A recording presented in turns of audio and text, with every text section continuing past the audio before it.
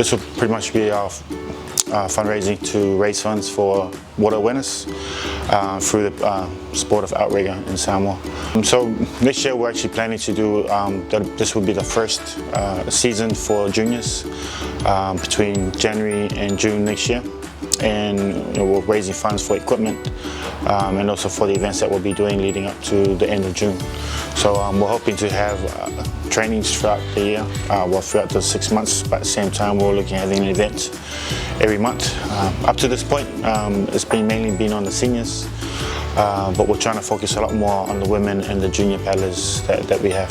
Alo Paopao behind it. Initially we started off as an outrigger club, or pretty much an outrigger sport. As we went through, we kind of realized that there was a lot of people that came through that we actually had to sort of teach more water awareness before we actually teach them how to paddle. And more it became a concern to us.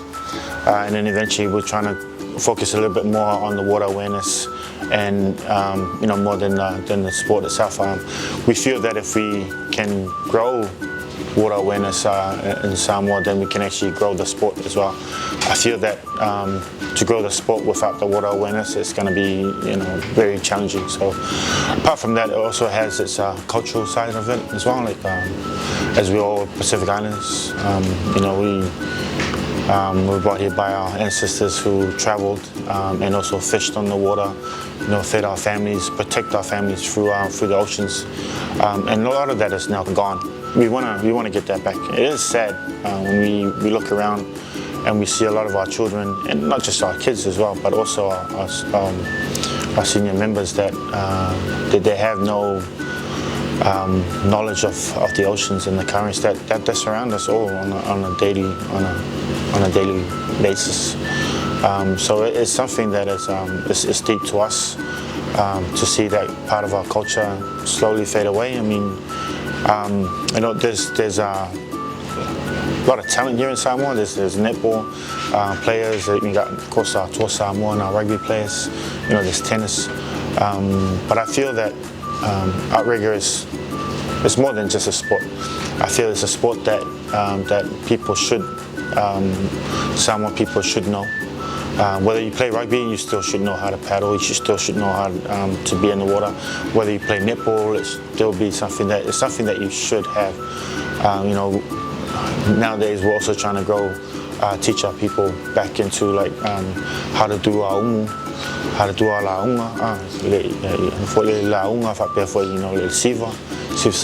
and all that's part of what we portray as our culture, but we tend to forget our lifestyle too of being in the ocean. That if we don't know how to swim, if we don't know how to read the currents, it's very much part of our culture that we're starting to lose. The whole point of why we're doing this is because of our belief in what we know, and we want to showcase our culture as well as showcase our talent. Well, with this program, like I said, to start off the program, it's also a way for us to draw in attention.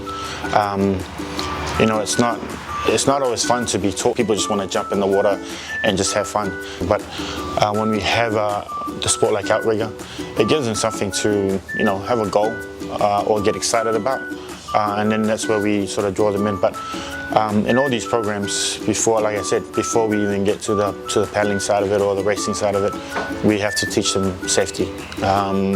Mainly because we can't train them if they don't know safety, and we're also got to be careful on our side that we make sure that everybody is safe. And that's got to do with making sure that we have proper equipment.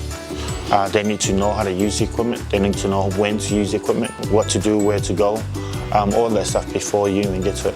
If you go straight into the sport without knowing that, your development or how you grow in the sport is going to be very limited, because you only be able to do or train up to the capability of what you know.